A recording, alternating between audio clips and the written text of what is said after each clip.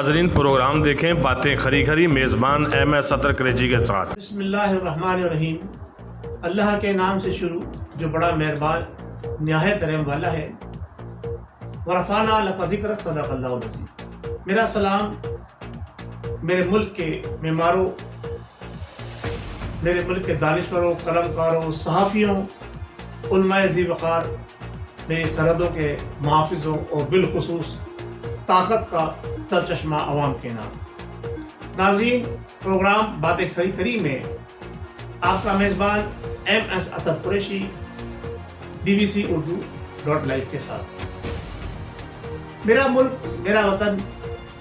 मेरी जान, मेरी आन, मेरी शान, मेरी पहचान पाकिस्तान और पाकिस्तान के मुसल्लह अफ़वाज के इदारे, पाकिस्तान के अस्करी इदारे, ये पाकिस्तान के तहफ़्फ़ुज़ की ज़मानत देते हैं। लेकिन आजकल जो सूरत हाल पाकिस्तान में चल रही है, और मैं अपने तमाम इदारों को ख़ास तौर से जिसमें हमारे अस्करी इदारे हैं उनको सलाम पेश करता हूँ, लेकिन जो सूरत हाल चल रही है आजकल, नाज़रीन, क्या खूब कहा है किसी ने, यहाँ दुश्मन से ज़्यादा मुहाफ़िज़ से ख़तरा है, बीमारी से ज़्यादा तबीब से ख़तरा है और मुजरिम से ज़्यादा मुनसिफ से ख़तरा है। ये मेरे मुल्क की सूरत हाल है, ये मेरे मुल्क के हालात हैं इस वक्त। और इन हालात के अंदर एक स्टोरी ब्रेक होती है और वो उस स्टोरी को ब्रेक करने वाले हैं जनाब शहबाज राना। नाज़रीन, ये शहबाज राना ने जो स्टोरी ब्रेक की है, ये CPEC अथॉरिटी के मुजव्वज़ा अख्तियारात के मुतालिक है। CPEC अथॉरिटी क्या है ये सबको बहुत अच्छी तरह से मालूम है सोशल मीडिया पर, और हमारा चीन से जो माहिदा है जो हमारा, उस सिलसिले में ये सारी कार्रवाई है जो कि जनाब अली हमारे मुल्क के वतन पाकिस्तान के उस सूबे जो सबसे कम हैसियत वाला सूबा जिसे कहते हैं बलूचिस्तान, उसके अंदर जो चाइना और पाकिस्तान के साथ मिलाप के साथ जो वहाँ पर बंदरगाह बन रही है और जो वहाँ पर इक़दाम हो रहे हैं, उसको CPEC का नाम दिया गया। और वो CPEC स्टोरी जो हमारे शहबाज राना ने पेश की है। नाज़रीन, आपको याद होगा, मैं पहले भी माजी में भी ये कहता रहा हूँ कि दुनिया के अंदर जितने भी ममालिक हैं, बड़े बड़े ममालिक हैं, बड़ी बड़ी उनकी अफवाज हैं, बड़े बड़े उनके अस्करी इदारे हैं, बड़े बड़े फोर्सेस हैं, लेकिन वो तमाम इदारे, वो तमाम मुसल्लह अफवाज, अस्करी डिपार्टमेंट और दूसरे डिपार्टमेंट जितने भी हैं, वो जो मुल्क होता है वो उस मुल्क के ताबे होते हैं, अपनी पार्लियामेंट के ताबे होते हैं, अपने सदर के ताबे होते हैं, अपने मुल्क के कॉन्स्टिट्यूशन पर अमल करते हैं और अपने मुल्क के जो कवानीन है उसके मुताबिक वो अमल पैरा होते हैं। और वो इदारे जो होते हैं वो मुल्क के इदारे होते हैं। यानी अगर जैसे कि चीन है तो उसकी मुसल्लह अफवाज है तो वो चीन की मुसल्लह अफवाज कहलाएगी, और अमेरिका है तो उसकी अमेरिका की मुसल्लह अफवाज कहलाएगी। लेकिन हमारा मुल्क, हमारा वतन पाकिस्तान जो है वो एक मुनफरिद मुल्क है। इस खत्ते के ऊपर ऐसा कोई मुल्क आपको देखने में नहीं मिलेगा। हमारे यहाँ जो है वो इदारा जो है जिसे हम कहते हैं अपना अस्करी इदारा, जिसे हम अस्करी विंग कहते हैं, हमारा पाकिस्तान उसके ताबे है। दुनिया के मुल्कों के पास फौज होती है, हमारी फौज के पास एक मुल्क है, एक वतन है जिसका नाम पाकिस्तान है। अब वो उसको जिस तरह से ढाले, जिस तरह से चलाए, जिस तरह से लेके चले, वो सब कुछ जो है वो हमारे शहबाज राना ने आपकी जो स्टोरी ब्रेक की है उसको खोल दिया। इस स्टोरी को जो वैसे तो बज़ाहिर सोशल मीडिया से गायब कर दिया गया है, लेकिन कोई बात नहीं, स्टोरी मंजर आम पर आ चुकी है। और जो लोग मुल्क से मोहब्बत करते हैं, जो वतन से मोहब्बत करते हैं, वो इस बात को बहुत अच्छी तरह से जानते हैं। हकीकत होती है। देखिए, अगर कोई चीज़ हकीकत है और उसको पेश किया जाए तो उसके बाद उसके ऊपर बहुत सारे एतराज़ात तो हो सकते हैं, उस पर बहुत सारी कमेंट्स तो हो सकते हैं, उस पर बहुत सारी तजावीज़ तो दी जा सकती है, लेकिन हकीकत दर हकीकत होती है और हकीकत एक ही होती है। उस हकीकत का मवाजना वो किसी चीज़ से नहीं किया जा सकता। तो ये हकीकत है कि हमारे मुल्क, हमारे वतन, हमारे पाकिस्तान के अंदर एक पैरेलल हुकूमत उस वक्त से चल रही है जब से खान लियाकत अली खान जनाब उनका जो है मर्डर हुआ। लियाकत अली खान साहब के मर्डर के बाद जो सूरत हाल मुल्क में चली, आपने देखा अयूब खान का दौर आया, याया खान का दौर आया, जनरल ज़िया-उल-हक का दौर आया, उसके बाद परवेज़ मुशर्रफ का दौर आया। ये दौर आते रहे हमारे, और इन्हीं दौरों के अंदर बच्चा जमूरा जो भी वो भी आता रहा। ज़िया-उल-हक के दौर में बच्चा जमूरा आया, پہلے جناب علی جنوجو صاحب آئے، محمد خان جنوجو صاحب، پھر جناب علی ایک اور بچہ جمہور آیا جسے ظفر اللہ جمالی کہتے ہیں، اور جو دوسرے جو بچے جمہورے تھے وہ آتے رہے، وہ آزاد حیثیت کے اندر بظاہر آتے رہے، لیکن در حقیقت ان کے پیچھے جن کا ہاتھ تھا، جو ان کو چلانے والے تھے، وہ اس اسٹوری کو بریک ہونے کے بعد منظر عام پر صاف نظر آ رہے ہیں، کیونکہ اس وقت جو بچہ جمہورہ حکومت کر رہا ہے وہ بھی انہی کے کندھوں پر پروان چڑھ کر جناب علی اقتدار کی منزل تک پہنچا ہے، جبکہ اس کے پاس نہ کوئی پلان تھا، نہ کوئی پلاننگ تھی، نہ ہی کوئی ایسی مضبوط ترین ٹیم تھی جو ملک کی معیشت کو چلا سکے۔ دعویٰ تو 200 سے زیادہ معاشی ماہرین کا تھا کہ ہمارے ساتھ ہیں، لیکن وہ سب کچھ آپ کے سامنے نظر آ رہا ہے کہ 2 سال کے عرصے کے اندر جو ہے وہ کیا کچھ اس نے ڈیلیور کیا ہے اور آگے کیا کچھ ڈیلیور کر سکتا ہے۔ ہاں، البتہ اب صورتحال جو سامنے نظر آ رہی ہے، جیسا ماضی میں بھی دیکھا ہے کہ ہمارا ہر مقتدر ادارہ، اس کے اندر سابق جنرل، سابق کرنل، اس کا جو ہے وہ ہیڈ ہوتا ہے، چاہے وہ ہمارا پی آئی اے ہو، چاہے وہ ہمارا سول ایویشن اتھارٹی ہو، چاہے وہ ہمارے دوسرے ایسے معتبر ادارے ہوں، پاکستان ٹیلی کمیونیکیشن ہو یا دوسرے ادارے ہوں، ان سب کے جو ذمہ دار ہیں اور جو ان کو ہیڈ کرنے والے ہیں وہ سارے وہ لوگ ہیں جو عسکری اداروں سے وابستہ رہے ہیں، یا سابق ہوں یا موجودہ ہوں۔ تو ان تمام تر صورتحال کے بعد اب جو ملک کے اندر کیفیت پیدا ہو رہی ہے، جو اختیارات سی پیک اتھارٹی کے کو دیے جا رہے ہیں اور جو ان کے ہیڈ کو دیے جا رہے ہیں، وہ اختیارات در حقیقت ایک پاکستان کے اندر باقاعدہ طور پر ڈپٹی پرائم منسٹر کو لانچ کرنے کے اختیارات ہیں۔ تو پاکستان کے اندر اب ڈپٹی پرائم منسٹر بھی آنے والا ہے۔ اگر ان اختیارات پر جو کہ شہباز غرر نے جو ہے وہ اسٹوری بریک کری، اس کے بعد طلعت حسین صاحب نے جو ہے ایک تلک کا ٹیکہ اس کے اوپر لگا دیا، عوام اس کو جناب علی عوام کو ان تمام چیزوں سے روشناس کرا کر۔ تو اس تمام باتوں کے باوجود بھی میں یہ کہتا ہوں کہ اگر ابھی بھی تھوڑی سی ہمارے ان ذمہ داران کے اندر کچھ عنصر باقی ہے اس چیز کا جسے ہم غیرت کہتے ہیں اور جسے ہم ملک کی محبت کہتے ہیں، تو شاید ایسا نہ ہو، لیکن حالات اس طرف نہیں جا رہے، حالات اسی طرف جا رہے ہیں کہ جیسا بتایا گیا ہے کہ جناب علی کہ اب ملک کی باغ دوڑ جو ہے ان لوگوں کے ہی ہاتھ میں جاری ہے کہ جن لوگوں نے ماضی کے اندر پیچھے بیٹھ کر اب جو ہے وہ کلم کلہ سامنے آ کر ڈپٹی پرائم منسٹر کی صورت کے اندر اختیارات لینے۔ اچھا، مزاخیز بات یہ ہے کہ جو اسٹوری بریک ہوئی ہے اس میں جو کچھ لکھا گیا ہے، جو کچھ وہ سامنے آیا ہے، اس میں پرائم منسٹر کے اختیارات کو محدود کر دیا گیا ہے، اور پرائم منسٹر کے اختیارات کو محدود کرنے کا اختیار کس کے پاس ہوگا؟ مزاخیز بات دیکھیے، ڈپٹی پرائم منسٹر کے بعد۔ تو ڈپٹی پرائم منسٹر جو ہوگا، جب پرائم منسٹر کے اختیارات محدود ہو جائیں گے تو اس کے بعد دوسرے وزراء تو سب جو ہے وہ انگلیاں چاٹنے والے رہ جائیں گے نا۔ اب چاہے وہ وفاقی وزیر ہوں، چاہے صوبائی اداروں کے وزیر ہوں، چاہے وہ جو لوگ بھی ہوں، جس طرح سے اسد عمر صاحب نے بتایا جب ان سے سوال کیا گیا کہ جناب علی جو اسٹوری آئی ہے اس کی کیا حقیقت ہے، اور اس میں جناب علی جو پرائم منسٹر کے اختیارات کو جو چیلنج کیا جا رہا ہے، جو ڈیمورل کیا جا رہا ہے، تو اس پر آپ کچھ کہیں گے، تو انہوں نے کہا آپ انتظار کریں، اور جناب علی اس اسٹوری کو انہوں نے ڈینائی نہیں کی۔ جب ڈینائی نہیں کیا اس کا مطلب یہ حقیقت پر مبنی ہے، تو حقیقت تو ایک ہی ہوتی ہے جناب، اور حقیقت یہ ہے اب کہ ریٹائرڈ جنرل عاصم باجوہ صاحب اب ملک کے جو ہے وہ ڈپٹی پرائم منسٹر بنتے نظر آ رہے ہیں، اور جیسا آپ نے پہلے بھی دیکھا ہے ماضی میں کہ ہمارے ملک کے اندر حکومت کے پیرل ایک اور حکومت چلتی نظر آ رہی ہے جو حکومتی اقدامات بھی کرتی ہے اور تمام چیزوں کو سنبھالتی ہے اور تمام بزنس بھی کر رہی ہے، تمام جو حکومت کے کاروبار ہوتے ہیں وہ تمام کاروبار کر رہی ہے، بینک بنے ہوئے ہیں، عسکری بینک بنے ہوئے ہیں، عسکری لیزنگ کمپنی بنی ہوئی ہے، اور LLC بنی ہوئی ہے، اور جناب علی اب جو بڑے بڑے پروجیکٹ جو ہیں وہ ان کے نام پر جناب علی ملک کے اندر بنے ہیں، اور کالج بھی بنے ہوئے ہیں، یونیورسٹیز بھی بنی ہوئی ہیں، ایک باقاعدہ حکومت کے پیرل ایک دوسری حکومت جو ہے مسلسل جو ہے اپنا کردار ادا کرتی چلی آ رہی ہے۔ تو جب اس نے سوچا کہ ہم حکومت کے پیرل چلتے ہم یہاں تک پہنچے، تو اب کیوں نہ ہم باقاعدہ ڈائریکٹلی حکومت میں شامل ہو جائیں، تو عاصم باجوہ صاحب کو چن لیا گیا، اور اب وہ اختیارات ان کو سونپے جائیں گے کہ جس کے بعد پرائم منسٹر بھی جو ہے نا وہ ایک ربر اسٹیمپ کی طرف سے ہو جائے گا، جیسے کہ پارلیمانی نظام کے اندر صدر کی حیثیت جو ہے وہ ایک ربر اسٹیمپ کی ہوتی ہے، اسی طرح اب پرائم منسٹر کی حیثیت بھی جو ہے ایک ربر اسٹیمپ کی ہو جائے گی، سارے اختیارات جو ہے وہ ڈپٹی پرائم منسٹر کے پاس چلے جائیں گے. اور ملک کا جو صورتحال تھی وہ آپ نے دیکھا ہے کہ سوائے عسکری اداروں کے 72 سال کے اندر کوئی بھی ادارہ ملک کے اندر بنے ضرور، بہت اچھے طریقے سے اوپر بھی اٹھے، لیکن اس کے بعد ان کو جو ہے وہ پنپنے نہیں دیا گیا. اس کی کیا وجوہات ہیں، اس کے کیا محرکات ہیں، یہ ساری چیزیں جو ہیں وہ اس وقت ان چیزوں میں جانے کا ٹائم نہیں ہے. ہاں ایک بات ضرور یہاں بتاتا چلوں کہ آپ نے یہ اسٹوری بھی آپ نے سنی، اس سے پہلے بھی ایک اسٹوری بریک ہوئی تھی، اور وہ اسٹوری تھی 4.5 لاکھ ان ملازمین کو تنخواہیں جو پوسٹ آفس کے ذریعے گئی تھی.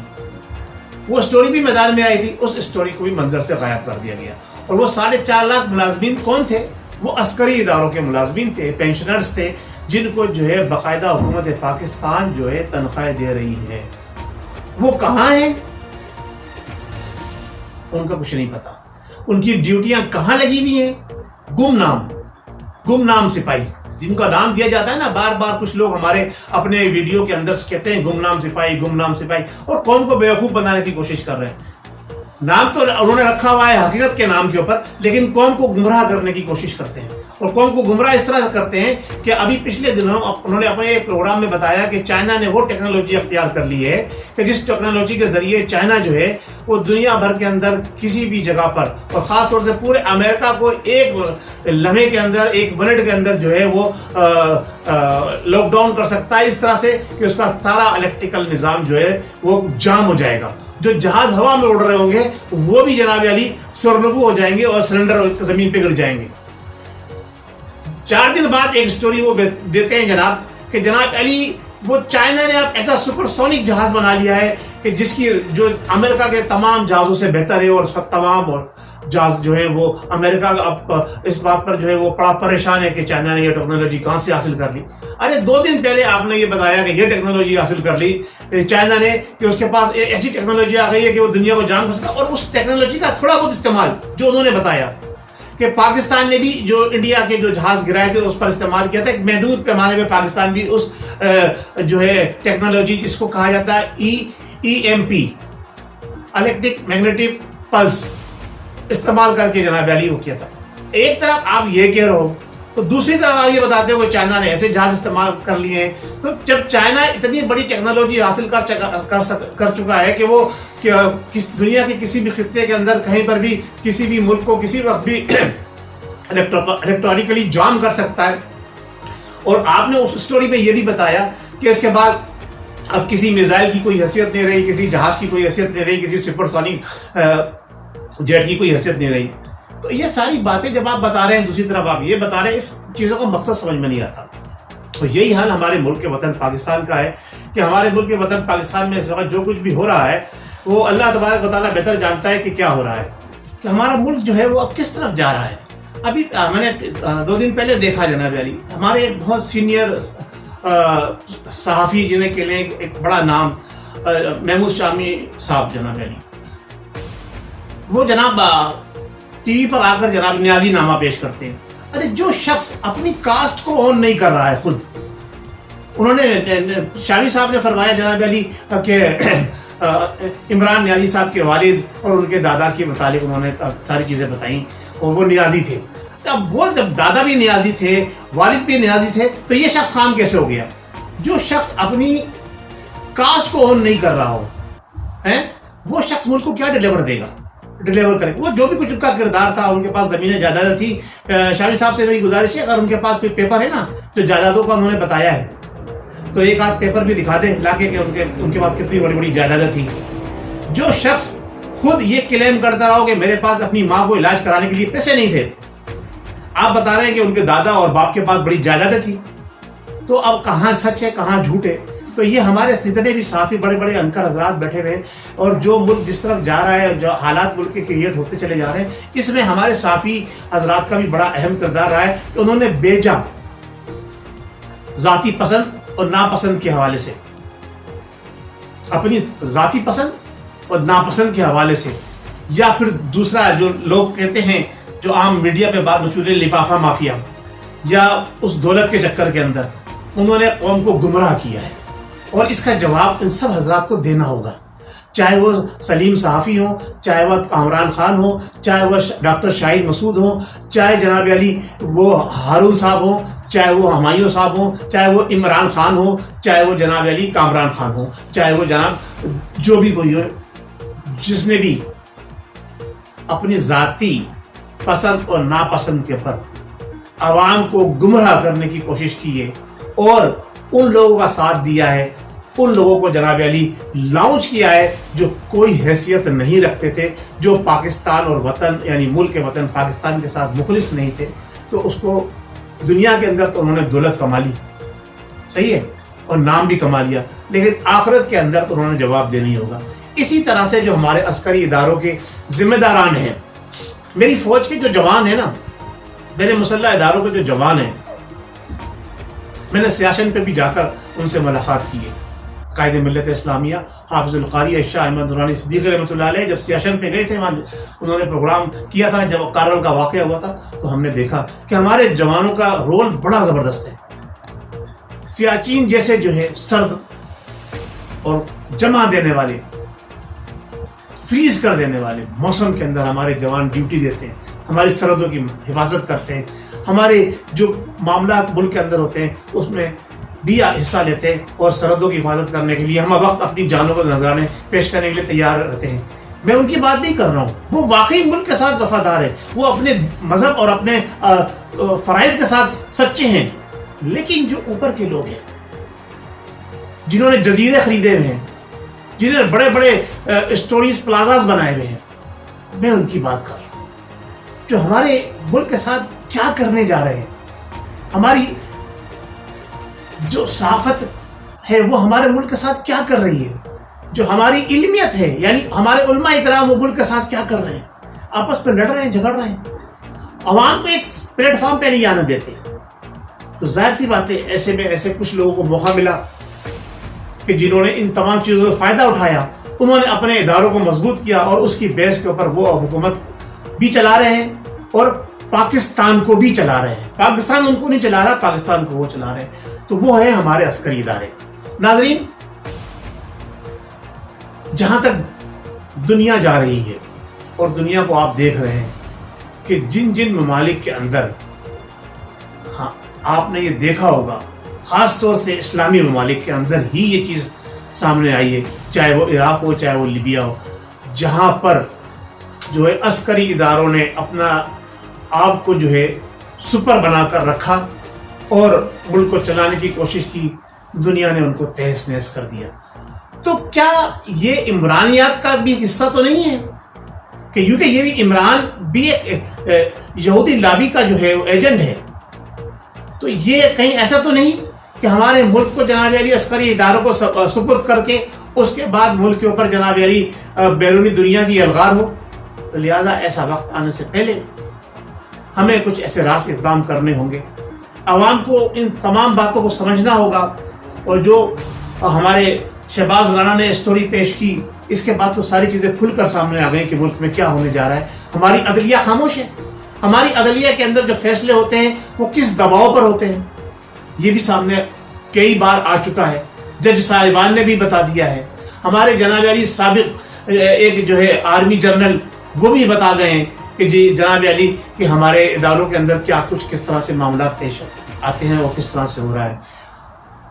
آپ نے ابھی دیکھا پچھلے دنوں ایک 70 سالہ بزرگ کو جو ہے صرف اس بات پر جو ہے 10 سال کی سزا دے دی گئی کہ اس نے اونچی آواز میں بات کر کے عدالت کے اندر معزز عدالت کے ذمہ دار شخص، جو کہ میں سمجھتا ہوں یقیناً عمر میں اس سے بہت چھوٹا ہوگا کیونکہ وہ 70 سال کا بزرگ تھے، اور جو ان کے سامنے فیصلہ سنانے والا ہوگا وہ یقیناً 70 سال کی عمر کو نہیں پہنچا ہوگا، کیونکہ اب تو پاکستان کے اندر ماشاءاللہ ریٹائرمنٹ کی ایج بھی 55 سال آ رہی ہے، تو اس پر بھی عمل درآمد کیا جائے گا۔ تو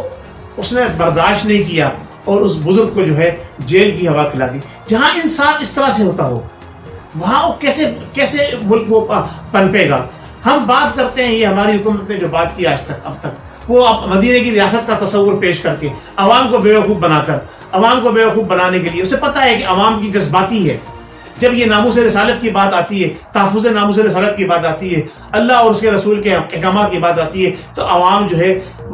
بلا سوچے سمجھے ہر اس شخص کے اوپر اعتماد کر لیتی ہے، جسے جنرل ضیاء الحق پہ کیا تھا